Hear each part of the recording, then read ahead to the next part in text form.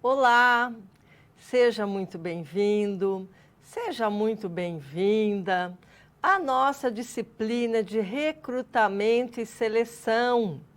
Eu sou a professora Marilúcia Ricieri, eu sou psicóloga, sou doutoranda em psicologia e nós estamos iniciando a nossa fase agora da segunda disciplina. Recrutamento e seleção é uma temática, é uma área, né, um subsistema de recursos humanos importantíssimo, é por onde nós trazemos pessoas para dentro da organização e é justamente sobre isso que nós vamos falar, iniciando aí a nossa disciplina. A nossa primeira teleaula, vamos ver aqui no quadro, ela vai tratar do que é o recrutamento e seleção como uma estratégia organizacional. Então, o recrutamento e a seleção é uma área, né, um subsistema que é considerado estratégico na organização. E nós vamos entender por que ele é tão importante e de que forma que a gente pode trabalhar com recrutamento e seleção como uma das ferramentas, aí, uma das atividades mais importantes do recurso humano. Então, no quadro, contextualizando a nossa aula de hoje, nós precisamos, antes de compreender sobre o recrutamento e seleção, nós precisamos falar sobre o mercado de trabalho, o mercado de RH. Você já deve ter ouvido falar aí no seu cotidiano, o mercado de trabalho está em alta, o mercado de trabalho está em baixa. Então, nós vamos falar sobre essa temática que antecede um processo de recrutamento. E daí, sim, entendermos a diferença entre recrutar e selecionar. O que cada um faz, em que momento. Também apresentar formas para avaliar se todo esse processo tão estratégico e importante na organização surtiu um efeito, aí, um resultado, trouxe um resultado eficaz. Por isso, é importante avaliar o processo de recrutamento e seleção. Também diferenciando o que é recrutamento interno, o que é recrutamento externo, o que é um recrutamento misto, e muito conhecido e prático aí no cotidiano de quem trabalha no RH, é o recrutamento planejado e aquele recrutamento emergencial, que você faz, que é tudo para ontem. A diferença até mesmo dos resultados que se obtém quando um recrutamento é planejado e um recrutamento emergencial. Eu diria até que tudo na vida, quando a gente faz com planejamento, o resultado é bem melhor. Então, no recrutamento e seleção também isso acontece. Então, meu convite para você é a sua participação, a interação. O Saulo está conosco aqui no chat, então você vai encaminhar dúvidas, contribuições para ele vai mandar aqui para mim e nós temos a possibilidade de dialogar, de interagir aqui na nossa teleaula. Então, sejam todos muito bem-vindos.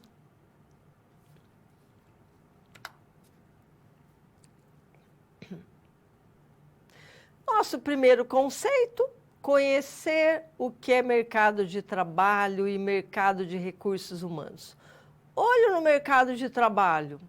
Acabou de se formar, acabou de concluir uma pós-graduação. Como é que está o mercado de trabalho para essa área ou para aquela área? É uma prática que nós temos, mas muitas vezes falamos no senso comum, mas não sabemos exatamente de que forma analisar esse mercado.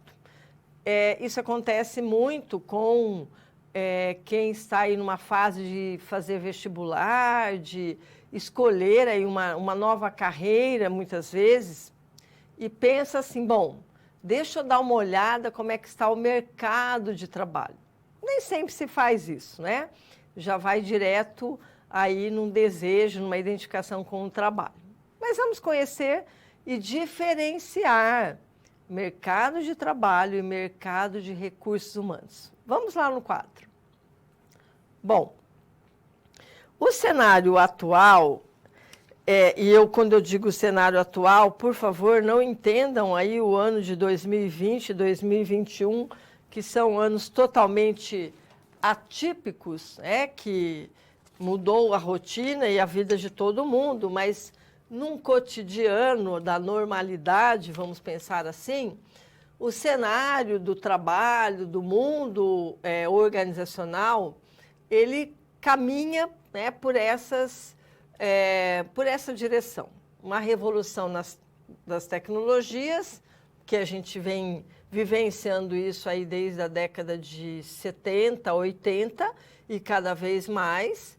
Uma economia globalizada, e aí nós vimos que esse fato é real mesmo, né? A globalização abrangendo aí não só a economia, mas muitos outros fatores, uma sintonia aí, globalizada, e o primor pela qualidade, pela produtividade e a competitividade. A competitividade não é mais somente daquele que está do outro lado da rua, na empresa em que eu estou localizada, mas sim também na economia globalizada.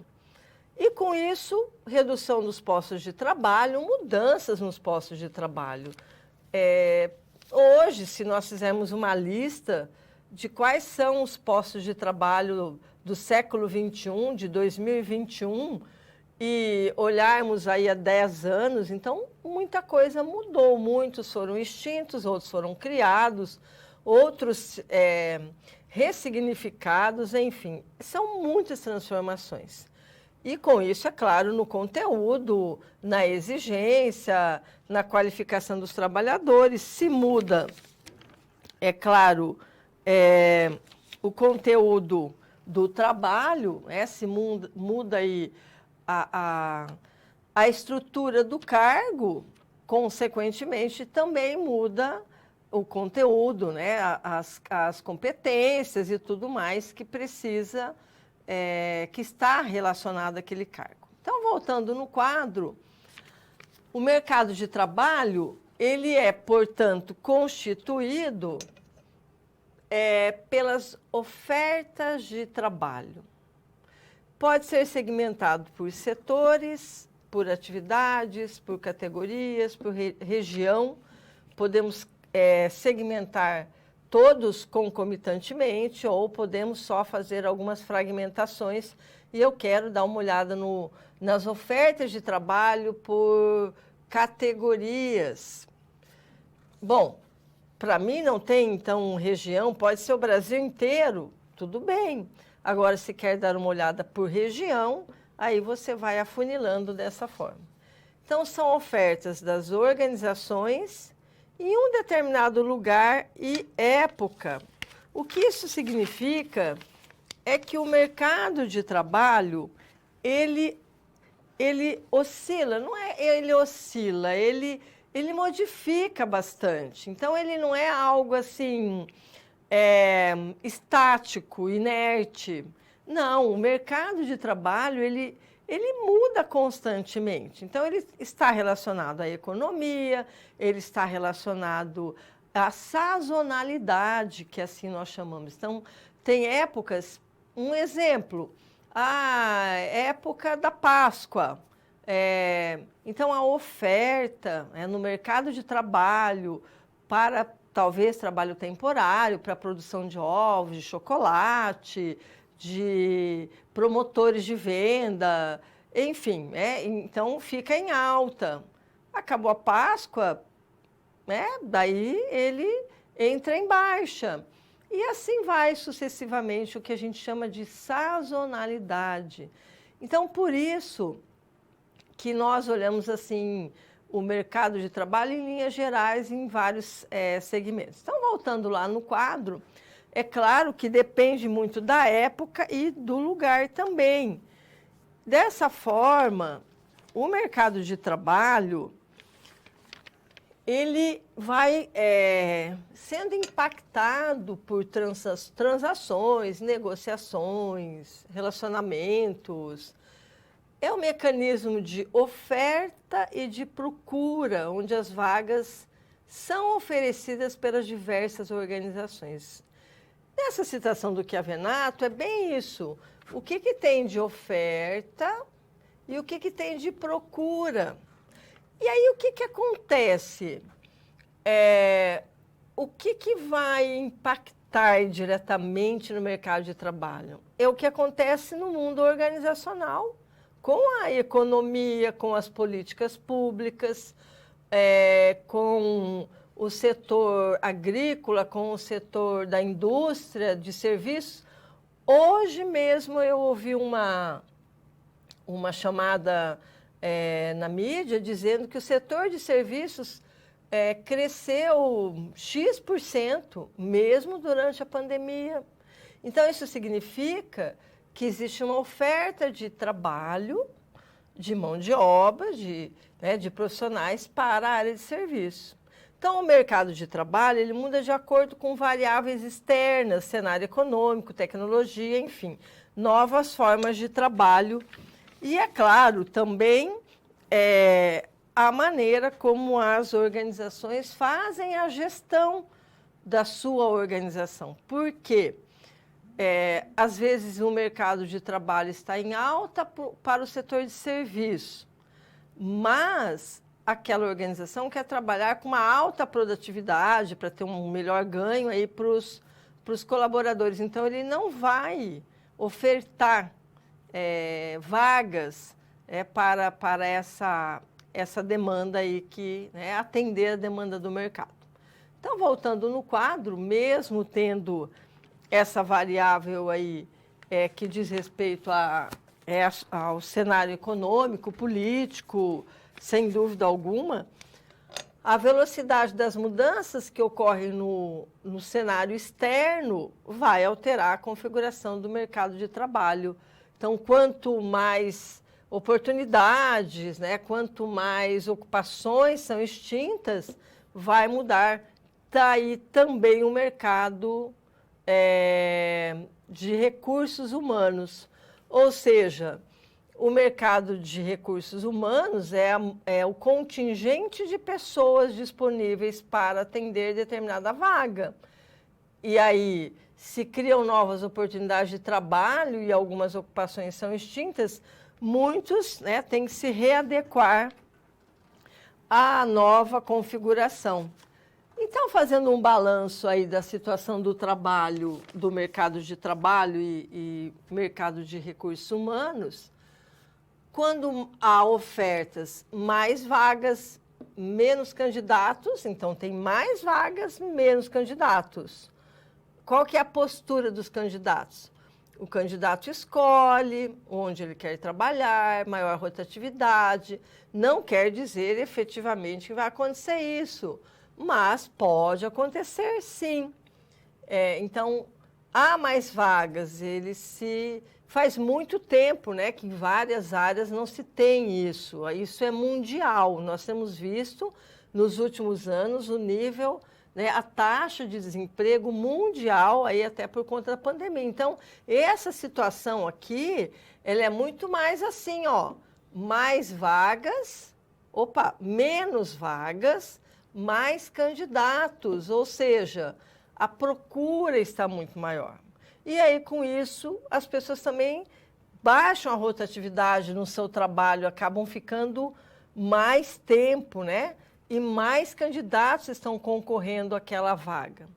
E quando há essa situação, a gestão de pessoas investe pouco em recrutamento, às vezes é mais rígido na seleção e também vai acabar, às vezes, diminuindo ganhos, salários, benefícios. E, ao contrário, quando tem mais vagas, muitas vezes tem que investir num recrutamento mais chamativo para ter mais candidatos. Então, veja, é muito dinâmico. Então, não dá para a gente pensar assim, totalmente vinculado ao cenário somente local. Não, é vinculado a um cenário, muitas vezes, mundial. Por quê? Se nós temos mais exportação, afeta o mercado de trabalho. Se nós temos mais importação, afeta o mercado de trabalho. Se há aí um fechamento de uma grande indústria que tem vários pontos no Brasil ou no país, há um impacto muito forte no mercado de trabalho. Então, significa que nós vamos ter menos ofertas, menos vagas e mais pessoas em busca de trabalho. E aí vem os trabalhos alternativos, como os entregadores de aplicativo, motoristas de aplicativo, que é a uberização, e tantos outros que está sendo muito comum aí nesses últimos anos. Então, voltando no quadro, para a gente poder fechar esse conceito, o mercado de recursos humanos ele vai representar o número de pessoas que estão dispostas ou disponíveis a trabalhar. Portanto, mercado de trabalho e mercado de recursos humanos se influenciam mutuamente, né? É um interligado com o outro. Às vezes um está mais em oferta e outro em menos. E dizer assim que quando que tem equilíbrio? Totalmente é difícil, porque depende do setor, depende da região e depende, inclusive, de qual é o cargo do qual a pessoa está pleiteando uma vaga.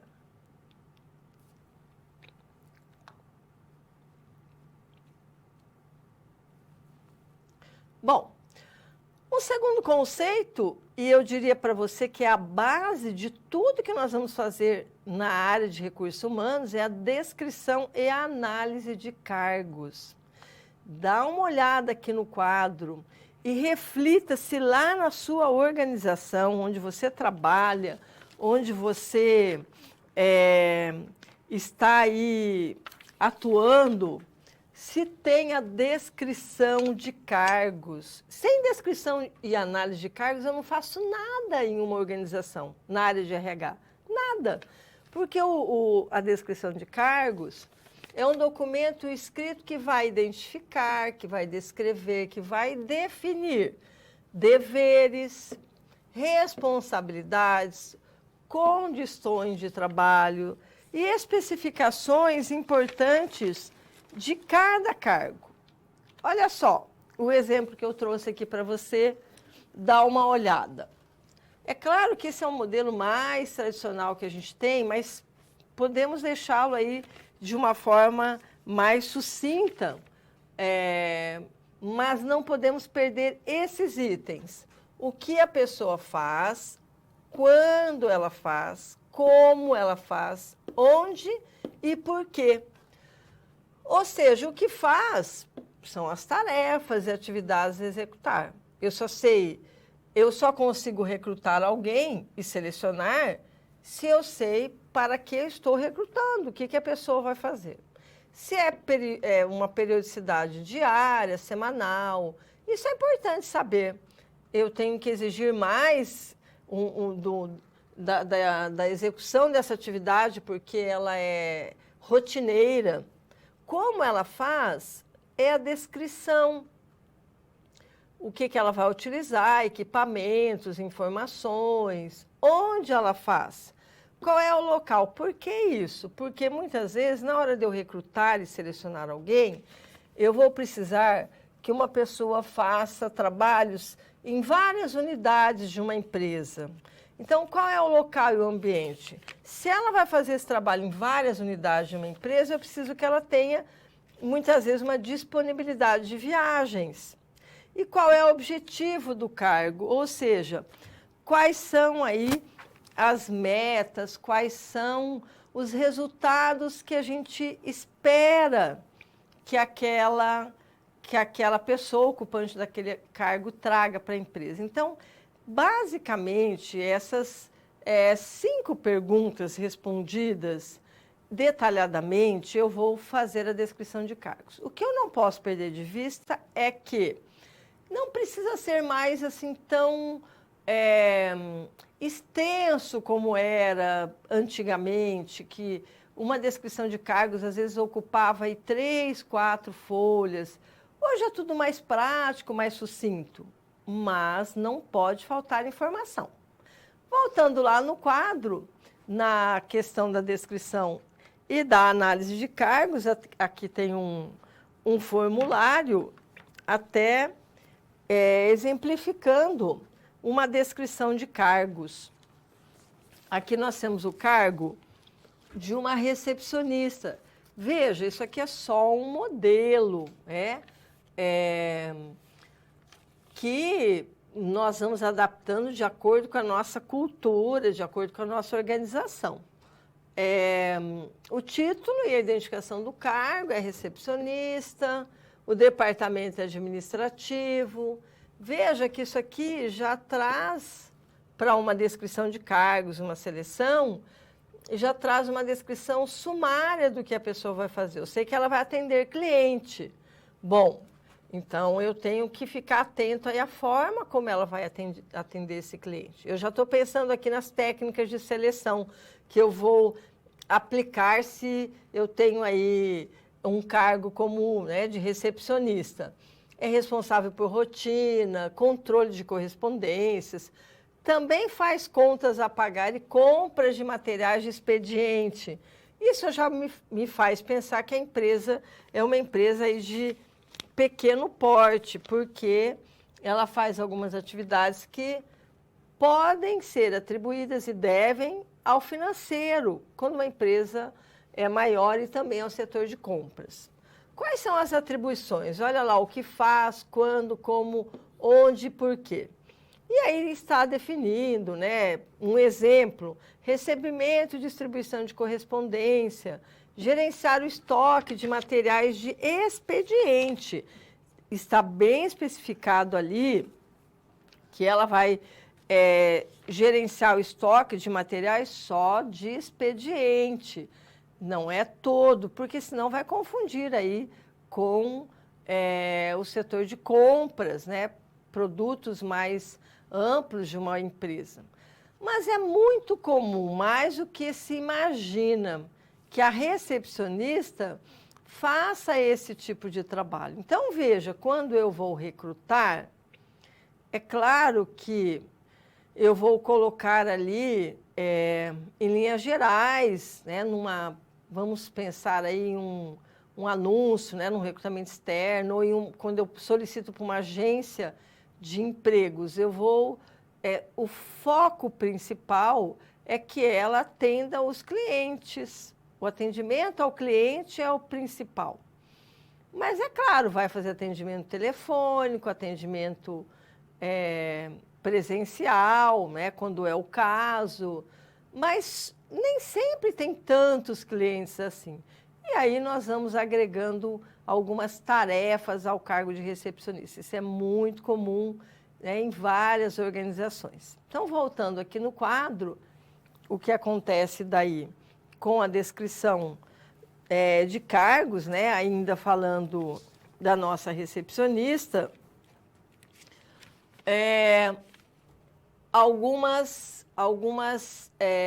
alguns itens importantes aqui, como requisitos mentais, requisitos físicos, responsabilidades e condições de trabalho. Hoje, esse é um modelo aí ainda praticado em muitas organizações, mas muitos desses requisitos a gente já substitui, vai direto lá para o chá, para o conhecimento, para a habilidade e para a atitude, já vai direto aqui em conhecimento, em habilidades e atitudes. Mas é importante você saber que muitas empresas ainda utilizam esse modelo. Requisitos mentais, qual que é o grau de instrução, segundo grau, está cursando o superior, qual é a experiência, o que é indispensável, iniciativa. É importante aí trabalhar em equipe, interação com o público. Qual é o esforço físico que ela tem? Nenhum. Se eu estivesse fazendo aqui a descrição de cargos de uma pessoa que trabalha na logística, talvez com carregamento aí de mercadorias num container, num caminhão, ou seja, o que for, esforço físico aplicável. Qual é a concentração mental e visual dela? Precisa ter e assim vai, né? Quem vai fazer a supervisão? Ela tem supervisão de pessoas? Não. Se eu estou contratando aí, fazendo a descrição de um líder, um gestor, e eu vou descrever detalhadamente. É responsável por dinheiros, títulos? Sim, porque ela faz contas a pagar. Claro que ela faz as contas a pagar, talvez, que o financeiro elabora tudo e ela trabalha daí com a emissão, pagando ali os fornecedores que chegam na recepção.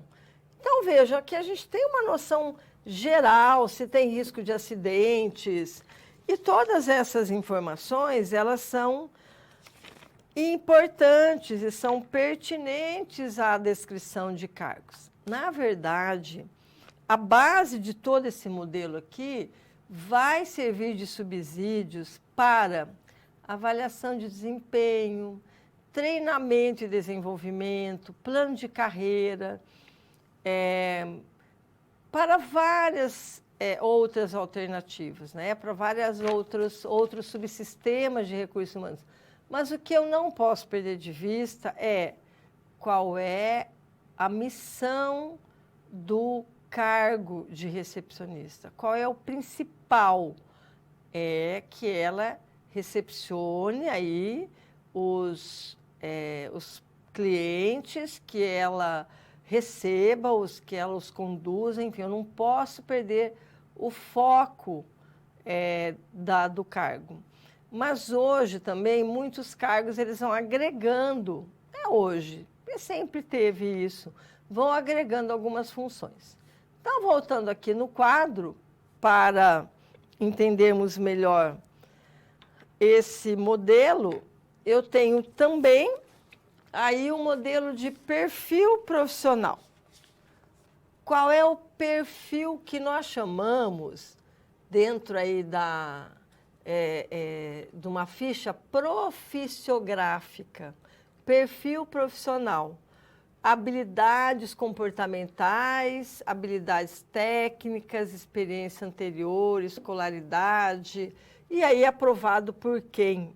Veja, a data, a assinatura de quem aprovou. E para esse cargo de recepcionista, nós temos que ter habilidades de boa comunicação, bom relacionamento, iniciativa, motivação, discrição. Isso tudo vai servir de subsídios para quem vai fazer a seleção, se vai aplicar um teste, se vai fazer dinâmica de grupos, e como é que vai mensurar as habilidades técnicas, se conhece rotinas na entrevista, ou aplica algum estudo de caso. Então, por aqui, nós vamos identificar as ações que nós temos que ter na seleção também de pessoal. Veja só a importância, então, da descrição de cargos. É claro que, volto a dizer, que cada organização vai fazendo do seu jeito, vai adaptando a sua cultura. Muitas vezes, uma empresa mais moderna, ela já nem usa mais um formulário, mas ela tem, sim, a descrição de cargos lá, tem um software que tem todas essas informações, e quando precisa saber, no recrutamento interno, se tem esse profissional dentro da empresa, ele já consegue identificar.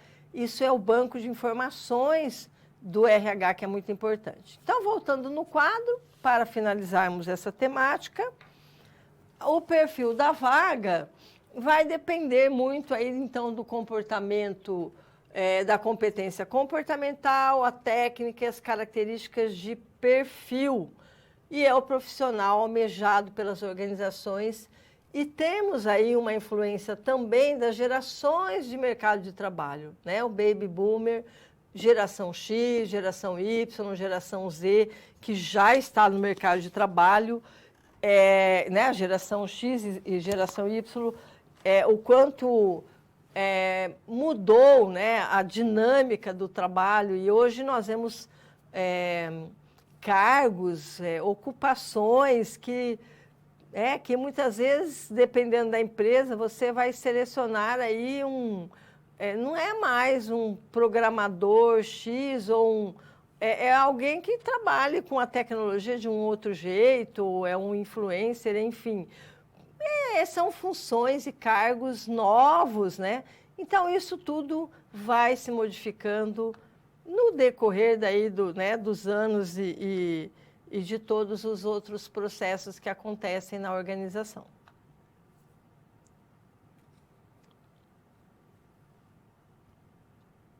Bom, nosso outro conceito agora vai ser, especificamente, falarmos do processo de recrutamento. Afinal de contas, o que é esse processo de recrutamento? O que é recrutar? Você sabe o que é recrutar? Então, vamos ver lá no quadro o que é recrutar.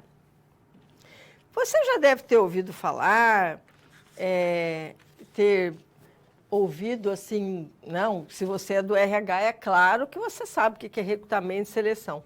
Mas, às vezes, a gente fala tudo junto. Eu estou fazendo um processo de recrutamento e seleção.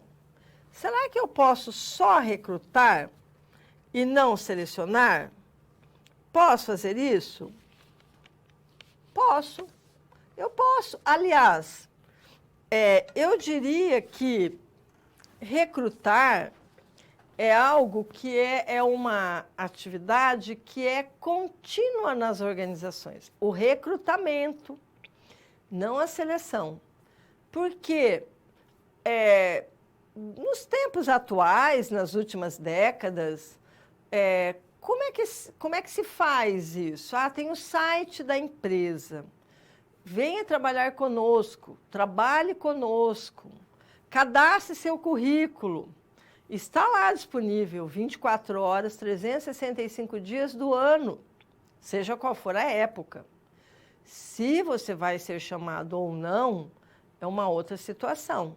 Então, você pode ir cadastrando. Tem pessoas que fazem vários cadastros. Então, é um recrutamento contínuo que as empresas têm. Agora, existem alguns momentos específicos em que é preciso fazer um recrutamento pontual, um recrutamento, uma chamada. Então, recrutar significa chamar.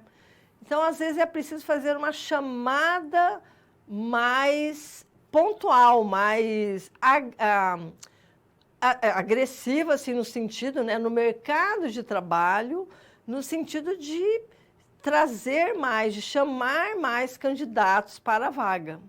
Então, vamos ver lá no quadro que daí esse recrutamento, que é o conjunto de procedimentos que visa o quê? Atrair candidatos, mas não são quaisquer candidatos, são candidatos que sejam potencialmente qualificados e que sejam capazes de ocupar os cargos. Porque senão fica como...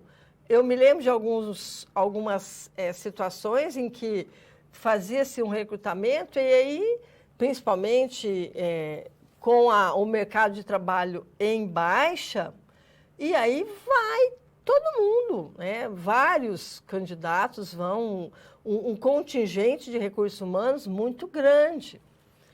Mas, às vezes, a empresa, então, ela precisa delimitar daí exatamente o que ela precisa, e isso também não é garantia que ela vai receber apenas respostas a essa chamada de acordo com as suas necessidades de contratação ou oportunidade que ela recrutou.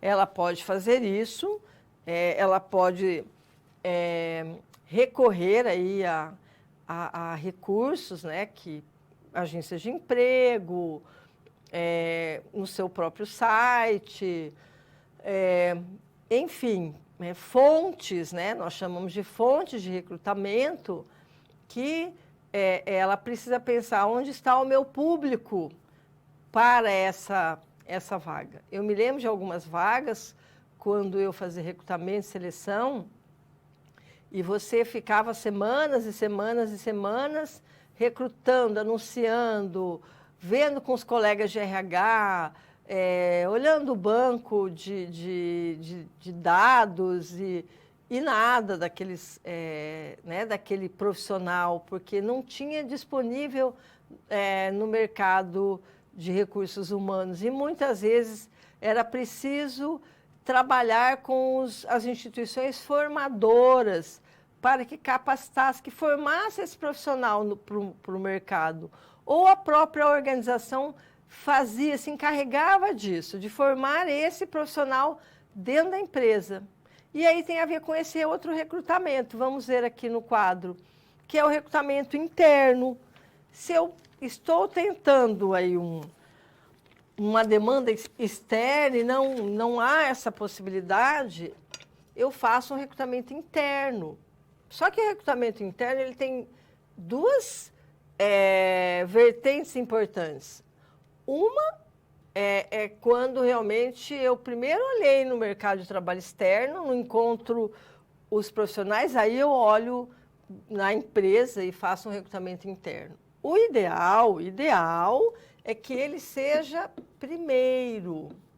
Vamos olhar primeiro os nossos potenciais dentro da empresa, vamos remanejar, vamos promover, vamos transferir, vamos dar oportunidade de carreira para esses profissionais com o recrutamento interno. Ou seja, de alguma forma, como vantagem do recrutamento interno, nós temos a proximidade, é mais econômico e rápido, porque eu já tenho os profissionais dentro da empresa, qualificados, treinados, já conhecem a cultura da empresa. E quando nós fazemos um recrutamento interno e anunciamos as vagas no mural da empresa ou no sistema de informação da empresa, na intranet ou por onde for, no restaurante, enfim. Quando nós fazemos isso, é claro que para ele participar, de repente, de uma vaga que é em outro setor, ele precisa conversar com o seu gestor e o seu gestor dar essa liberação. E aí que muitas vezes acaba tendo algumas dificuldades, porque ele é tão bom que a empresa, o setor não quer abrir mão para outro setor. Mas o recrutamento interno é uma forma de carreira, é uma forma de motivação dentro das organizações. Então, voltando lá no quadro, há um aumento do moral de trabalho, da valorização mesmo. Então, dando oportunidade para aqueles que estão dentro da organização. É carreira dentro da organização. E, claro, como tudo na vida, tem vantagens e desvantagens, o recrutamento interno também tem, que é possível dificuldade da área lá em liberar o colaborador, ou a falta de renovação de ideias, segundo o Chiavenato. E, realmente, às vezes, o gestor não quer abrir mão que ele considera que é seu colaborador, é seu profissional, e ele acredita que a equipe dele está redondinha, então ele não quer abrir mão, isso acontece muito. E também, às vezes, vai ficando só quem é dentro da empresa, né? Não que quem está dentro da empresa não traga aí um movimento, não é isso. Mas, às vezes, precisa mesclar, que nós vamos ver. No próximo slide, nós temos o recrutamento externo, que é a busca dos candidatos através, então, do site da empresa, das redes sociais, gente. Hoje em dia, se recruta muito pelas redes sociais. Quem trabalha em agência de emprego cria perfil, Instagram, Facebook, LinkedIn. Nossa, tem muitos sites aí que fazem esse trabalho. Agências, é bem legal a indicação pelos colaboradores, perguntar, olha, você tem alguém para indicar, você conhece alguém? E também um trabalho de consultoria, que faz todo o trabalho, desde o recrutamento, a seleção, o acompanhamento, e tem uma garantia aí de que se esse colaborador que foi contratado não der certo, ele substitui. Então, também é um trabalho bacana. E o misto é realmente essa mistura aí do interno e do externo, mas como eu falei, de preferência, se for possível, faça primeiro o recrutamento interno, para depois tentar o externo. Então, quais as vantagens do recrutamento externo? Experiência, habilidades, conhecimentos de quem está chegando agora, e às vezes, como diz, né, no dito popular aí das empresas, sangue novo, vem com algumas ideias, né, necessidade de contratação quando as vagas são decorrentes da criação de novas áreas. Aí é importante que seja uma nova área, eu não tenho ainda esse profissional, eu tenho que contratar de fora, sem dúvida. Desvantagens, aí o prejuízo para o moral e a cultura da organização, porque não qualifica, não valoriza muitas vezes quem está dentro da empresa. Um custo operacional maior, é mais lento do que o interno, mas aí depende também da organização, e maiores chances de erro quanto às expectativas de quem está chegando, porque é um colaborador novo, que não conhece ainda a organização, e na sua admissão, pode ser que ele tinha uma expectativa com a empresa, não era bem isso, e aí vai ter turnover dentro da organização. Então, veja só como é importante recrutar, como é importante ter clareza de qual é a função de um recrutador para o recurso humanos.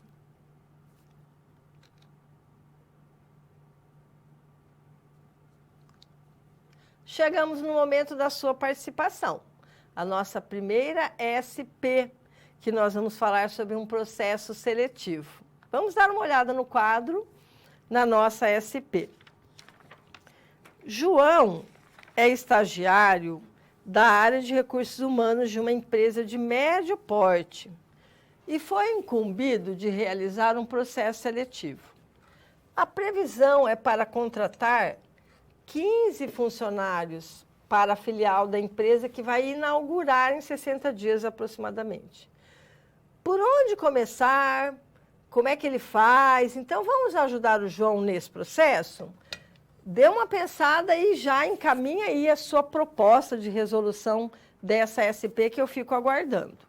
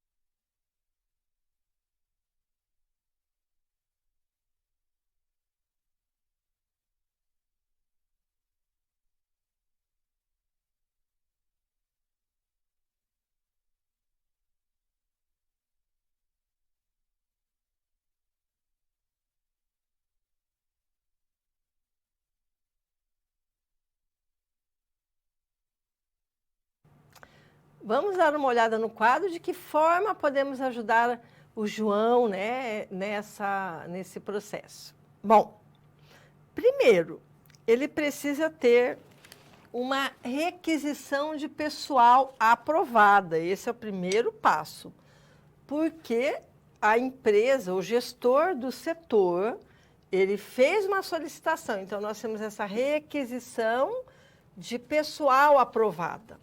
Isso é importante para o RH. Ele vai daí consultar a base de dados. Ele tem um software que tem tudo cadastrado. Então, por isso que é importante ter a base dessas informações.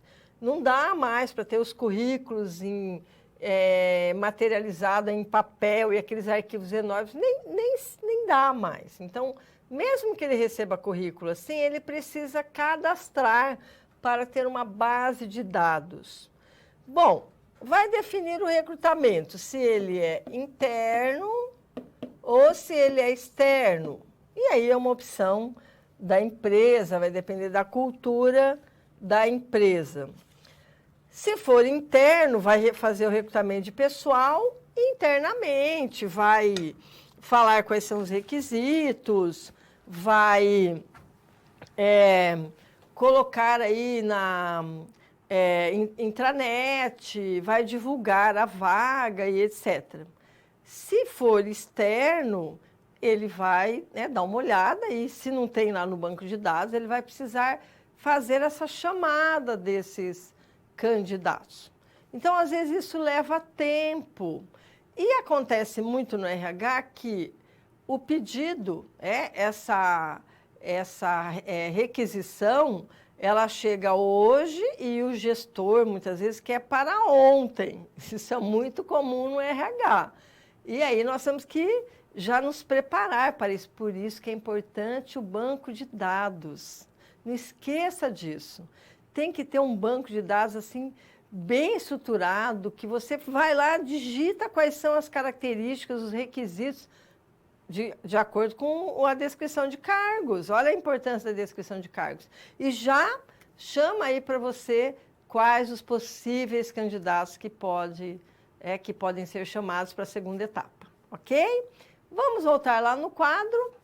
Fechando, então, essa parte, né? Daí faz o recrutamento desse pessoal, convida daí. Então, recruta essas pessoas e faz daí a próxima etapa, que nós vamos ver logo mais, tá bom?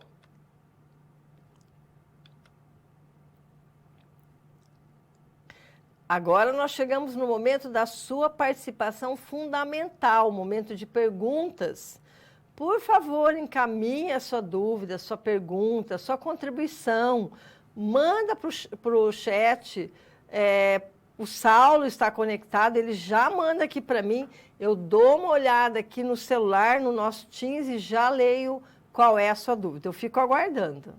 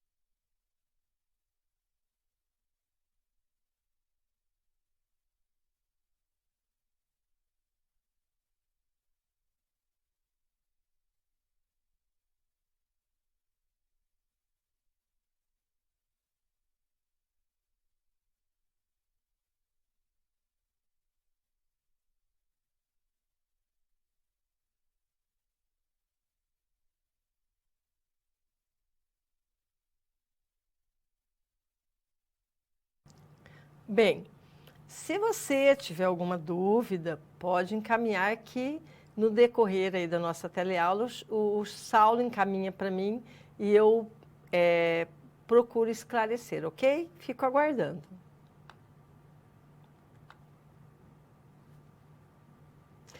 Seguindo com os nossos conceitos, nós vamos conhecer agora a diferença entre o recrutamento planejado e o emergencial. Qual deles será que nos propicia aí uma melhor eficácia, um trabalho mais tranquilo? Vamos ver lá no quadro, diferenciando aí o planejado e o emergencial. É claro que você deve estar dizendo assim, professora, tudo que é planejado é melhor. Tudo que é planejado com certo tempo. Mas a gente também sabe que acontecem situações na empresa, às vezes de pedidos de demissão que você não estava esperando, e aí tem que repor aquele profissional na vaga. Então, o planejamento do processo, todo processo de recrutamento e seleção deve ser planejado. É claro que é em conjunto entre a área de RH e os gestores. O gestor de cada área daquela vaga em aberto.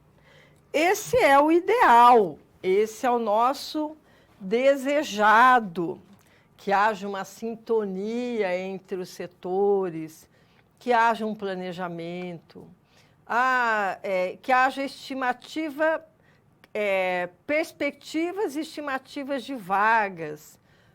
Porém, como é que nós fazemos isso em um mercado tão instável? Então, talvez, quando a economia, o mercado em geral, não só o mercado de trabalho, lembra que o mercado de trabalho ele é impactado pela economia, pelas políticas públicas, pela globalização. Então, quando existe aí, talvez, uma possibilidade que, daqui final de 2021 vai inaugurar uma nova unidade. Bom, eu sei que eu preciso, aí eu já me planejo para isso, mas mesmo assim podem acontecer aí algumas dificuldades que retarde esse prazo, que antecipe, enfim. Mas fica aí a dica, à medida do possível e do mais possível, que ele seja planejado. Então, voltando lá no quadro, a grande diferença que vai afetar aí o recrutamento planejado e emergencial é que no planejado eu tenho aí planos, estratégias organizacionais mais, não é que mais tranquilas, mas com etapas que eu posso seguir, com um prazo, com uma perspectiva melhor de trabalho. Mas, muitas vezes, nós somos acostumados a trabalhar com a emergência, então, recrutamento de emergência para situações imprevisíveis que acontecem na empresa no cotidiano, sim. Demissões, adoecimentos. Então, muitas vezes, pode acontecer, e quem trabalha com recrutamento e seleção, nessa época agora, de 2020 para cá, aprendeu muito a trabalhar com o imprevisível, com se reinventar, ressignificar, inclusive, o setor de recrutamento e seleção dentro das organizações. Então, em todos os setores, né? Mas especificamente, então, o imprevisível, o emergencial, principalmente na área da saúde, em várias outras áreas, foi o que mais prevaleceu. Então, também temos que saber trabalhar com essas emergências, com essas situações, e não sempre só com o que está organizado. Para isso, é preciso que tenhamos um planejamento para trabalhar também em situações emergenciais. Olha que bacana pensar nisso. Então, voltando lá no quadro, o recrutamento planejado, é claro que ele vai ter uma tomada de decisão sobre a quantidade, sobre a qualidade de pessoas necessárias para cada área da empresa, uma perspectiva aí quando um mercado de trabalho, o mercado de recursos humanos está mais estável. Então, são posições relacionadas à sazonalidade. Eu comecei a minha teleaula dizendo sobre isso. Existem épocas, então, a sazonalidade nos permite, muitas vezes, um recrutamento planejado, onde eu tenho maior concentração de contratação de mão de obra. Então, por exemplo, as épocas festivas, quando a empresa vai, então, além da sazonalidade, que envolve as épocas festivas ou as épocas aí de maior contratação, também quando a empresa já tem a perspectiva de adotar uma nova tecnologia ou lançar um novo produto, e aí sabemos que vamos precisar daqueles profissionais. Então, quando a empresa tem esse planejamento estratégico, ela também consegue fazer com que o recursos humanos trabalhe de forma estratégica. É uma sintonia importante nesse trabalho. Então, voltando lá no quadro, esse recrutamento planejado, é claro que vai facilitar aí algumas ações, porque tem bases, né, para a previsão de pessoal. Tem a base nos planos organizacionais, como eu falei, nos planos estratégicos, orçamentos das unidades. Vamos pensar aí que agora abrir uma nova unidade em uma cidade. Claro que tem que ter planejamento. A unidade vai inaugurar em setembro. Nossa, mas já vamos fazer recrutamento e seleção? Já. Você tem que recrutar, você tem que selecionar, você tem que integrar, você tem que pedir uniforme, tem que fazer exame médico, tem que treinar, capacitar. Então, muitas vezes, isso é com bastante antecedência. Então, existe aí uma previsão, por exemplo, de vendas, que vai ampliar, uma reorganização interna, também dá para fazermos um planejamento do recrutamento. Fatores externos, aí, cenários econômicos, aspectos legais. Agora instituiu-se uma lei da obrigatoriedade de contratar tal profissional para a empresa. Essa lei entra em vigor agora em março. Bom, então eu já tenho que me planejar para admitir, contratar uma pessoa, e se eu não tenho internamente, eu tenho que contratar, fazer o recrutamento externo. Rotação de pessoal. Quando há esse planejamento, as pessoas que se aposentaram, as promoções, transferências, pedidos de demissão. Tem algumas organizações, isso deveria acontecer, principalmente no setor público, com os concursos. Muitos se aposentam, porque chegou a hora deles se aposentar. A idade chega, a idade vem para todos e precisa se aposentar e não tem quem colocar no lugar. Daí depois é que vai fazer concurso, e aí tem uma série aí de situações que nem sempre vai cobrindo aquelas vagas e vai ficando realmente deficitário o trabalho, sobrecarregando quem fica. Isso é muito comum no setor público, e que o recrutamento é uma forma de chamada também, através dos editais, da aprovação do concurso, seja aí na esfera municipal, estadual ou federal. Então, voltando no quadro, essa movimentação de pessoal ela é fundamental para uma previsão de recrutamento, planejar isso. Não é só na esfera da empresa, no setor privado, volto a dizer, no setor público também. E o emergencial? Vamos ver lá no quadro como é que esse recrutamento de emergência, só a palavra emergência já nos faz correr, porque sabemos que é para ontem. É aquela movimentação que a gente precisa, situações imprevisíveis, perda inesperada de funcionários, encomendas que não podem ser atendidas com quem a gente está contando ali naquele momento. e vai atender as necessidades das substituições não planejadas. Então, perda repentina de um funcionário que precisa ser contratado repentinamente, rapidamente, isso também pode ser causado aí por uma questão espontânea, né, de um pedido de demissão, às vezes também por aposentadoria, por falecimento, enfim. E outras situações também. E aí é preciso o RH correr lá no seu banco de dados e fazer daí esse recrutamento.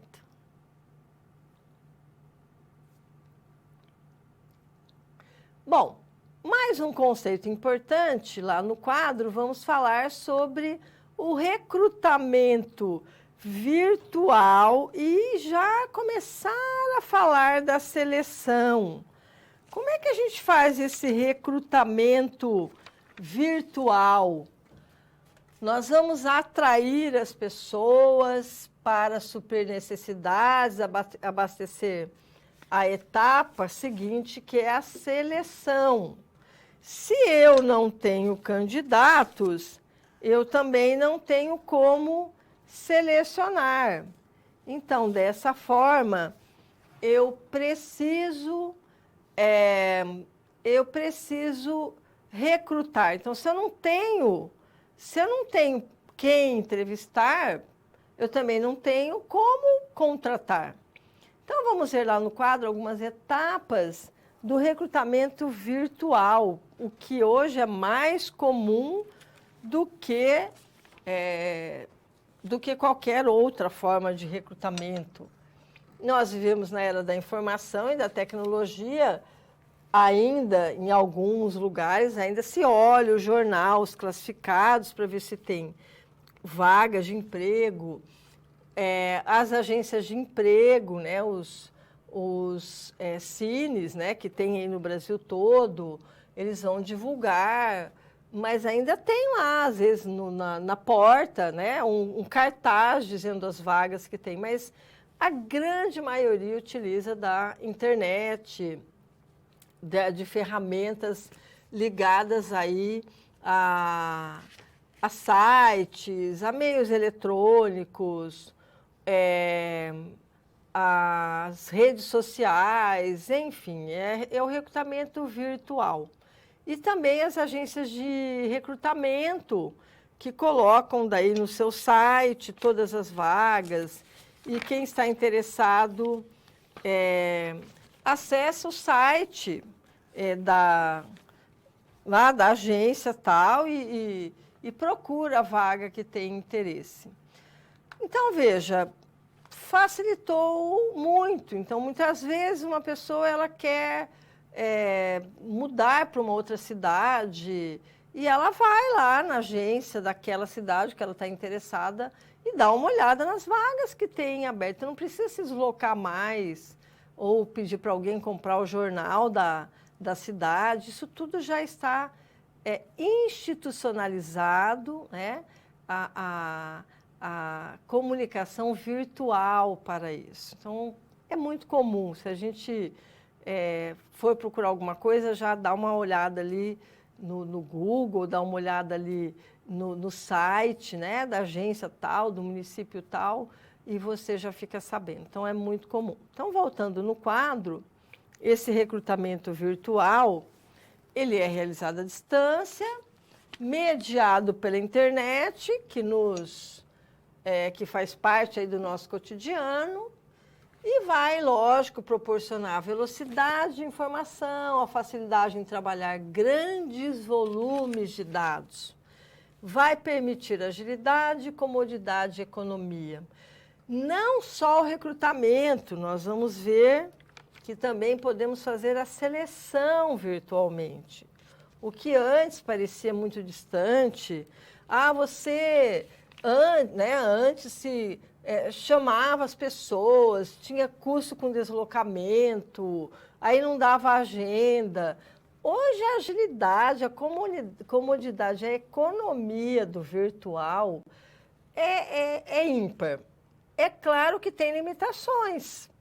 Tem limitações. Não dá para fazer uma dinâmica de grupos. né, se pensando aí num processo seletivo. Mas o candidato, então, ele pode concorrer a várias oportunidades no mercado, tanto nacional quanto internacional, mesmo estando em casa. Olha que isso talvez para nós aqui, né, não pareça nada extraordinário, né, nada assim fora do comum. Isso faz parte, inclusive, da nossa prática. Mas em outras localidades, às vezes ainda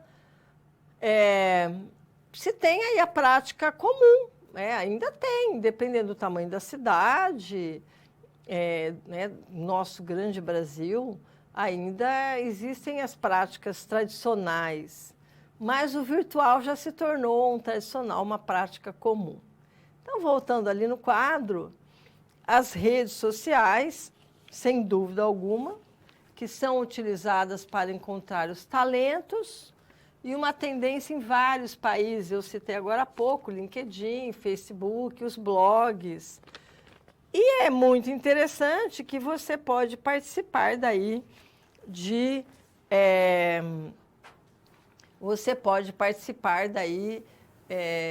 de recrutamentos a nível internacional. Quantas vezes nós vemos aí, principalmente quem é muito ligado nessa área de recursos humanos, está atento a algumas formas de se trabalhar isso. Então, nós vemos aí oportunidades lá no Canadá, na Alemanha, enfim, é claro, sempre verificando se essa chamada, isso é um recrutamento, de que forma que é para fazer isso, como se candidatar, e muitas vezes esse contato já possibilita daí quem está fazendo esse contato, esse recrutamento, já dá uma olhada, muitas vezes, no perfil, no Facebook, no LinkedIn. Então, são redes sociais importantes, consideradas importantes para essa análise aí de currículo.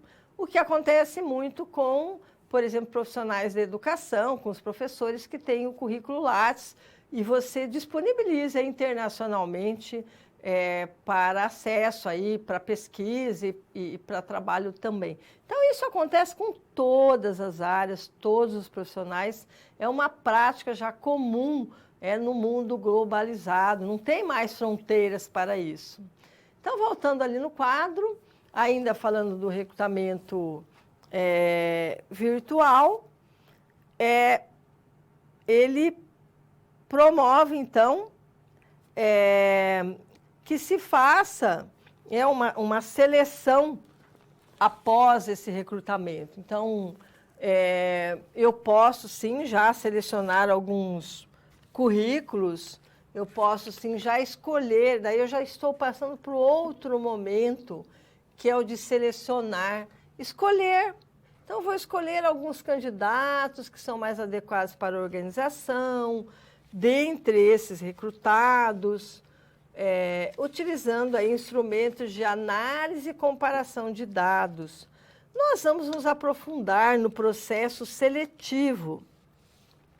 Mas é só lembrando que depois do recrutamento, é claro que eu posso, sim, fazer recrutamento e manter ativo aí durante todo o tempo na organização. Mas sempre a gente tem que ver os dois lados. Os candidatos que estão no mercado de recursos humanos disponíveis, eles acompanham continuamente aí as disponibilidades de vagas ou, nossa, mas essa empresa está com essa vaga em aberto ainda? Por que será? Então, isso gera um certo incômodo daí. Então, veja, manter o site, né, o cadastro de currículos, ok, né, é algo contínuo, mas uma vaga ficar muito tempo em aberto, isso gera aí uma certa desconfiança em candidatos. Fala, mas por que essa vaga não foi? Mas eu mandei meu currículo, o que aconteceu? Então, essas questões aí, fechou a vaga, ou seja, contratou, selecionou, contratou, aí fecha a vaga, não mantém, porque senão realmente, né, leva a esse incômodo. Então, voltando no quadro, nós vamos para o último conceito, a avaliação do recrutamento. Bom, como é que a gente faz para avaliar se o recrutamento ele está adequado ou não, ou foi adequado? Eu vou dar uma olhada na rapidez de como eu atendi aquela solicitação.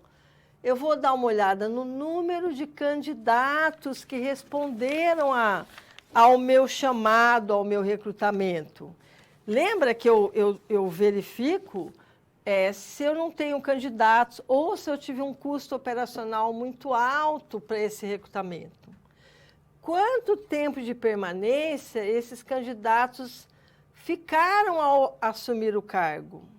Eu também não posso perder de vista os indicadores financeiros, as despesas que eu tive, salários, encargos sociais, despesas administrativas com esse recrutamento.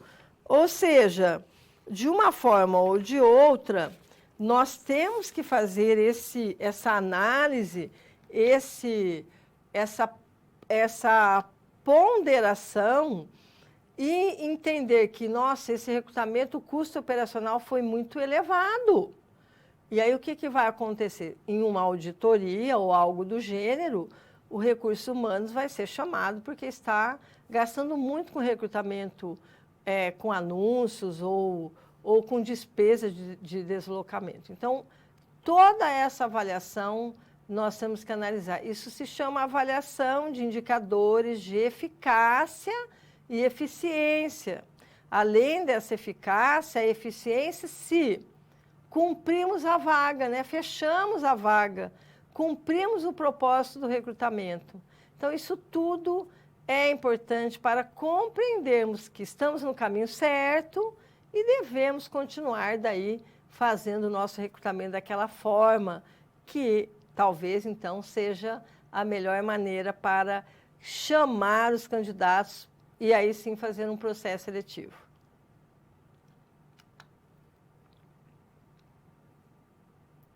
Bom, chegamos novamente numa interação, nós temos a nossa SP número 2 e vamos ver no quadro o que consta na nossa SP. Ainda ajudando o João, nosso estagiário, porque ele realizou um processo seletivo e precisa fazer o levantamento dos indicadores e apresentar ao seu gestor. Como pode ser descritos os indicadores do procedimento e da performance? Reflita e já encaminhe para mim aqui a sua contribuição.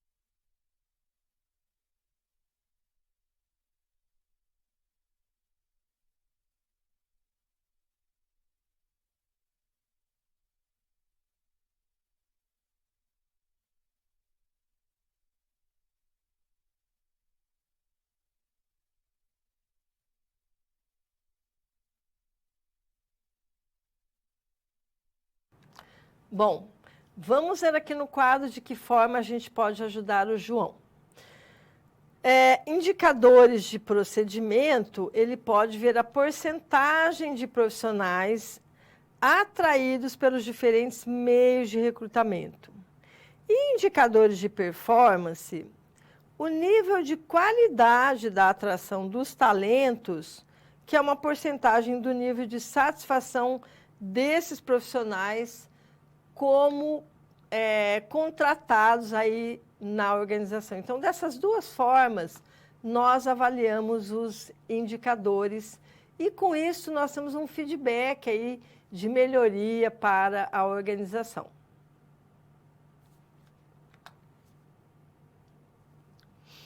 Nós temos um momento de perguntas e eu fiquei muito feliz porque eu olhei aqui no chat e já tem 2 questões encaminhadas aqui. Eu vou ver, né, olhar e responder. A aluna Luciene, de Juiz de Fora. Oi, Luciene, tudo bem? De que forma o turnover pode ser visto de forma positiva dentro da empresa? E só entra para o cálculo os pedidos de demissão ou as demissões vindas da organização? Não, olha só, 2 perguntas. Demissão e pedidos de demissão entram no cálculo do turnover. Existe uma regra, né? Um cálculo que você fez do que você admitiu, quem pediu demissão e quem foi demitido também. Tá? Entra no índice de turnover, sim. Por quê?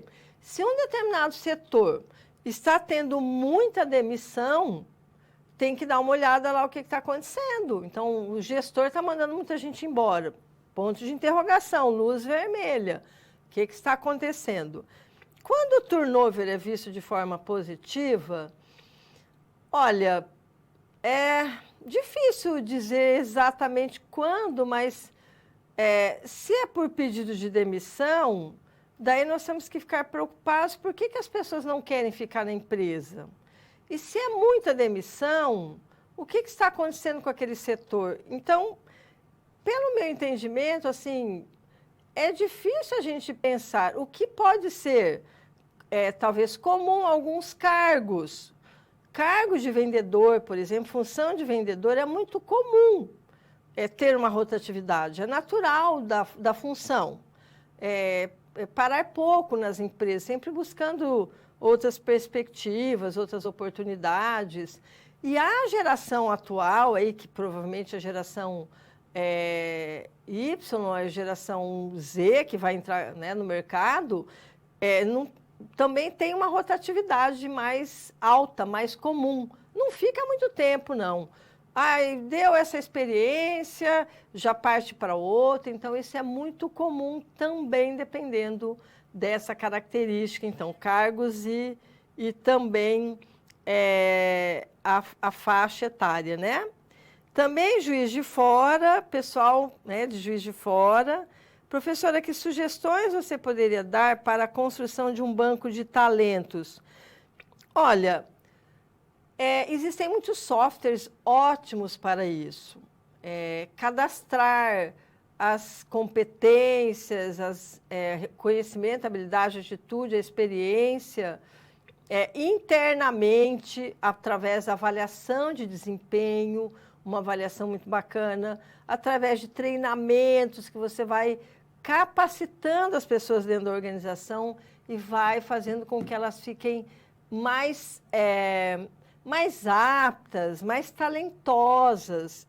Isso tudo tem que ir para alguma fonte de informação, tem que ir para um banco de dados. Não sei se seria mais ou menos isso que você está perguntando.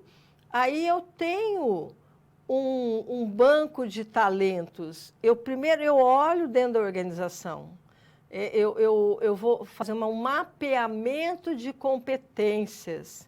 A Maria Rita Gramini, no seu livro Gestão de Talentos, traz muito essa discussão, esse exemplo, e muitas outras autoras aí também, como é que a gente vai mapeando as competências dentro da organização e daí sim nós vamos construindo o nosso banco de talentos.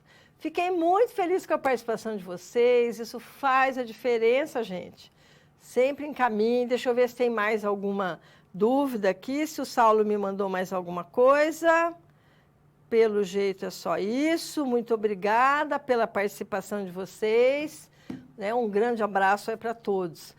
Aí aqui no quadro as referências do Chiavenato e outros autores aí que nós utilizamos na nossa aula, ó, Gestão de Pessoas do Gil, Profissões de Futuro, enfim. E o nosso livro didático também, Recrutamento e Seleção, que tem vários conteúdos muito bons. Muito obrigada, um forte abraço. A gente se encontra na próxima semana, se Deus quiser.